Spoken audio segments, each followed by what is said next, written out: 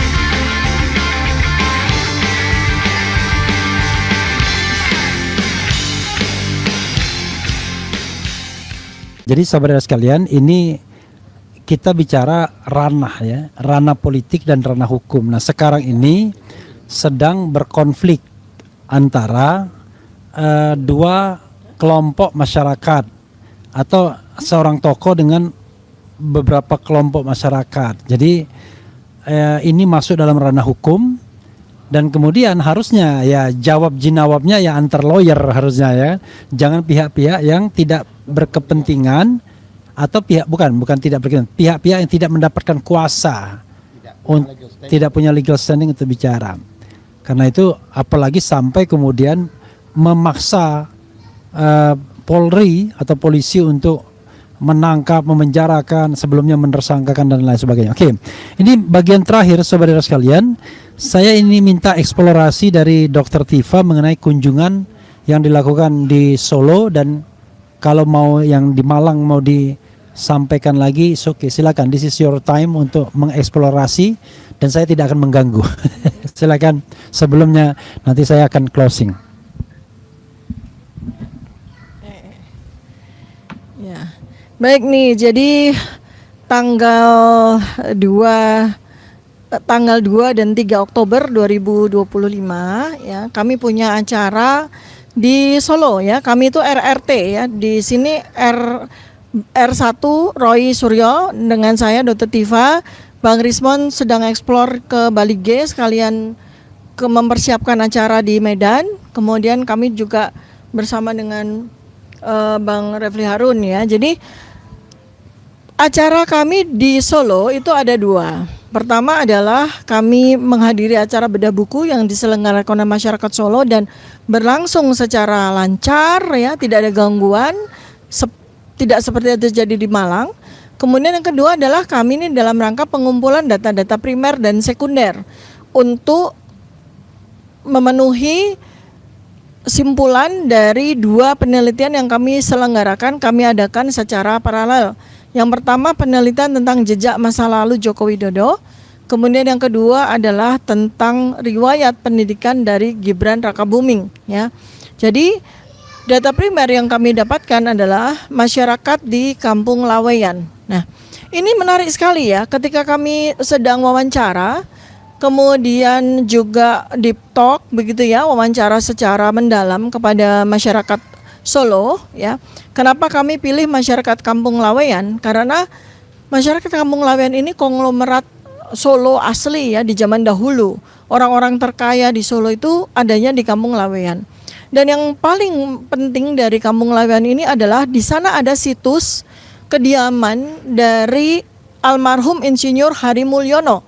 Sebagaimana rakyat Indonesia tahu, almarhum Insinyur Hari Mulyono ini ada dua predikat. Yang pertama, beliaulah mahasiswa asli Fakultas Kehutanan UGM. yang diterima di Proyek Perintis 1 tahun 1980. Dan karena beliau memang sejak kecil dikenal cerdas, maka beliau kemudian bisa menyelesaikan pendidikannya di Fakultas Kehutanan UGM di Prodi Sarjana tepat 5 tahun. Jadi beliau wisuda tahun 1985. Ya. Dari situ kemudian kami juga mendapatkan sebuah pemahaman ya bahwa ternyata masyarakat Solo itu sekarang sudah berani untuk speak up ya, berani untuk menyatakan pendapat. Bahkan di tempat-tempat yang paling sensitif sekalipun. Karena kami di Solo itu berkunjung ke beberapa titik ya untuk menemukan data primer kami. Pertama adalah di Kampung Lawean, kemudian di daerah tempat di mana Pak Joko Widodo itu berkediaman ya di daerah Sumber ya. Kami juga melakukan wawancara dengan masyarakat setempat. Tampak mereka berani ya, mereka tidak ragu-ragu untuk menyatakan pendapat mereka atau bertanya atau menyatakan pengetahuan mereka tentang jejak masa lalu Jokowi beserta dengan keluarganya ya. Kemudian ada pesan juga yang akan saya sampaikan terus-menerus kepada segenap rakyat Indonesia ya, bahwa masyarakat Solo itu menolak ya istilah geng Solo ya. Geng Solo itu kan secara terminologi adalah ya persekongkolan ya atau kong-kali-kong atau sebuah persekutuan jahat antara pebisnis kemudian pejabat yang melakukan kejahatan dengan menguasai sumber daya alam Indonesia begitu ya. Dan pusatnya adalah di Solo ya, tambah lagi adalah Parcok, Partai Coklat atau kepolisian di situ. Nah, masyarakat Solo menolak. Kenapa? Karena mereka berkata bahwa mereka itu juga jadi korbannya Joko Widodo. Mereka itu juga menjadi korban dari orang-orang yang masuk di dalam persekongkolan orang-orang atau kroninya Joko Widodo. Jadi mereka menolak istilah geng Solo. Mereka ingin geng Solo atau istilah geng Solo itu diganti dengan istilah persekongkolan jahat begitu ya. Dan ini adalah keinginan dari masyarakat Solo karena mereka nggak mau dikatakan terlibat. Kalau geng Solo itu artinya kan seluruh masyarakat Solo terlibat gitu. Mereka tidak mau. Dan kemudian juga kami ini tidak hanya satu kali ya, karena kan kami metode kami itu adalah in-depth interview ya. Kita melakukan in-depth interview, kita melakukan wawancara mendalam kepada narasumber kami ya. Narasumber kami harus kami anonimkan kecuali apabila mereka memang mau jadi whistleblower ya, menjadi saksi pemberi informasi ya. Dan beberapa orang yang kami temui selain dari masyarakat Kampung Lawean sendiri, mereka juga alumni Universitas Gadjah Mada, kisaran di tahun 1977 sampai 1985. Artinya apa? Artinya mereka itu sepantaran ya, seusia dengan Pak Insinyur Hari Mulyono yang mahasiswa asli UGM, dan sekaligus juga sepantaran dengan Pak Joko Widodo sendiri ya. Andai kata dia memang betul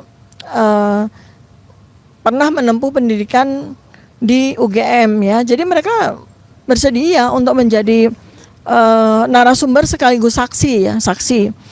Kemudian lanjut kami melakukan observasi dan sekaligus ziarah ke makamnya almarhum Insinyur Hari Mulyono. Nah, ini ada satu kesan ya, ini bukan expert opinion atau bukan sebuah pendapat akademis, tapi adalah sebagai kesan dari keturunan dari warga Solo ya, karena ibu saya kan orang Solo asli ya. Jadi makamnya Insinyur Hari Mulyono itu ada di luar kota Solo, tepatnya di kota Karanganyar ya, dan di sebuah desa yang terpencil gitu ya. Jadi makamnya itu terpencil, ada nanti ditunjukkan videonya di RH Channel ya, Bang Refli ya. Jadi nanti ditunjukkan situsnya itu ada di mana supaya rakyat Indonesia tahu posisinya ada di mana. Dan sebagai keluarga konglomerat di Kampung Lawean itu sesuatu yang sangat tidak lazim. Karena Kampung Lawean itu ya selain sebuah kampung yang eksklusif, mereka juga punya makam eksklusif ya. Karena rata-rata dari warga Kampung Lawean itu kan saling saudara.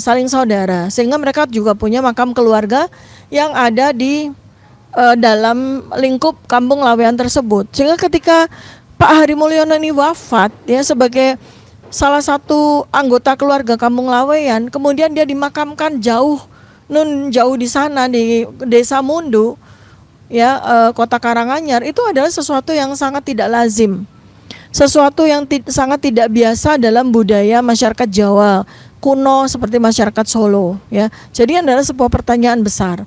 Kenapa almarhum Insinyur Joko Widodo, Insinyur Hari Mulyono ini dimakamkan menjadi satu dengan makam, ya, orang-orang yang dianggap memiliki hubungan darah dengan Joko Widodo, ya. Nah, kemudian kami berkunjung ke makam tersebut dan sekaligus berziarah. Seperti Anda lihat nanti di video yang kami juga rilis, ya, bahwa di situ ada beberapa makam. Yang paling penting, ya, yaitu makam Pak Hari Mulyono sendiri. Kemudian ada makam Bu Sujiatmi Notomiarjo, atau yang dianggap sebagai atau yang diakui sebagai ibu dari Pak Joko Widodo. Kemudian ada Wijiatno Notomiarjo yang diakui sebagai bapaknya Pak Joko Widodo. Kemudian ada satu makam lagi yaitu Bapak Miono. Ini yang dianggap sebagai Pak D-nya dari Pak Joko Widodo. Jadi di situ. Nah, kalau kita lihat dari silsilahnya, ya, seandainya memang mereka itu memiliki makam keluarga di sana, ya itu masih masuk akal. Tetapi yang tidak masuk akal adalah di situ juga terkubur jasad dari Pak Insinyur Hari Mulyono yang warga Kampung Lawean. Ya, Kampung Lawean ini stratifikasi di dalam kelompok sosial di Solo ini level A, ya. Jadi kaum konglomerat begitu, ya, yang tidak lazim kalau kemudian dimakamkan di sebuah desa nun jauh di sana, ya. Ini ada catatan, sekali lagi ini adalah data. Jadi saya tidak melakukan sebuah opinion apapun, saya tidak menyatakan sebuah pendapat, ini adalah data. Karena kebetulan saya juga punya riwayat, punya nenek moyang orang Solo, ya. Jadi hal-hal yang seperti ini itu secara detail saya tahu persis. Kemudian juga kami berkunjung ke rumah masa kecil dari desa yang dianggap sebagai desa kelahiran dari Joko Widodo, yaitu di Desa Giritirto, Kabupaten Boyolali. Jadi itu juga di luar kota. Nah, di situ secara koinsidens kami bertemu dengan salah seorang warga yang seusia atau sepantaran juga dengan Pak Joko Widodo. Namanya itu aneh, ya. Namanya itu Pak Mulyono. Jadi beliau memperkenalkan diri dengan Pak Mulyono. Nah, kita tahu, ya, bahwa pada suatu ketika ada sebuah wawancara, ya, di salah sebuah media mainstream itu Joko Widodo menyatakan bahwa nama aslinya, nama kecilnya itu adalah Mulyono. Kemudian karena sebab sakit namanya diganti menjadi Joko Widodo. Jadi so many Mulyono di sini. Kita juga tahu ada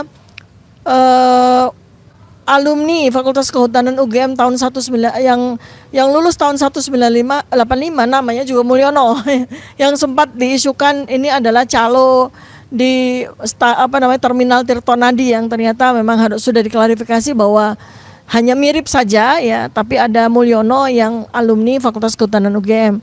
Lalu kemudian tambahan lagi Mulyono adalah Hari Mulyono, ya, jadi ipar dari Pak Joko Widodo. Ada tambahan lagi kalau mau tahu Mulyono siapa, Pak Bambang Tri, ya, namanya Pak Bambang Tri Mulyono juga, gitu, ya. Jadi Pak Bambang Tri ini adalah seorang whistleblower yang termasuk yang pertama kali mencoba untuk menguak jejak dari masa lalu Jokowi, termasuk ijazah-ijazahnya. Nah, mungkin nanti kami akan eksplor lagi. Jadi di situ kami juga dapat banyak data di rumah masa kecilnya Joko Widodo itu, ya. Data-data yang bukan kemudian menjadi clear, ya, tentang masa lalu Joko Widodo, tetapi justru malah menambah kejanggalan dari masa lalunya Joko Widodo. Nanti akan kami bukukan tersendiri, ya. Itu. Nah, salah satu yang penting sekali adalah saksi yang bertemu dengan kami, narasumber yang bertemu dengan kami itu menyatakan bahwa, ya, ini menurut narasumber tersebut, ya, jadi bukan opini saya, ya. Narasumber tersebut mengatakan bahwa Pak Joko Widodo itu tinggal di Desa Giritirto itu sampai SMP. Jadi artinya karena kota Boyolali itu di masa lalu ke kota Solo itu sangat jauh, ya, di masa lalu, ya, di masa lalunya Pak Jokowi. Sekitar 50 tahun yang lalu ketika dia sekolah dari SD sampai SMP itu kan jauh sekali tuh Boyolali. Nah, kalau sekarang ya relatively dekat karena infrastruktur jalan itu sudah cukup bagus, ya.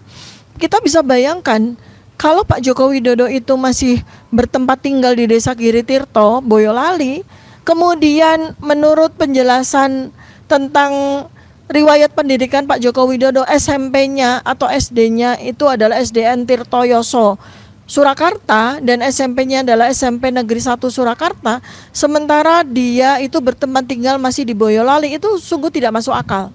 Ya, sungguh tidak masuk akal. Jadi ini akan kita eksplor lagi untuk menelisik dari data-data, kita akan klarifikasi dan kita akan cari kepingan-kepingan data-data yang lain yang kemudian membuat riwayat atau jejak masa lalu Joko Widodo ini akan semakin clear ya, secara scientific base ya.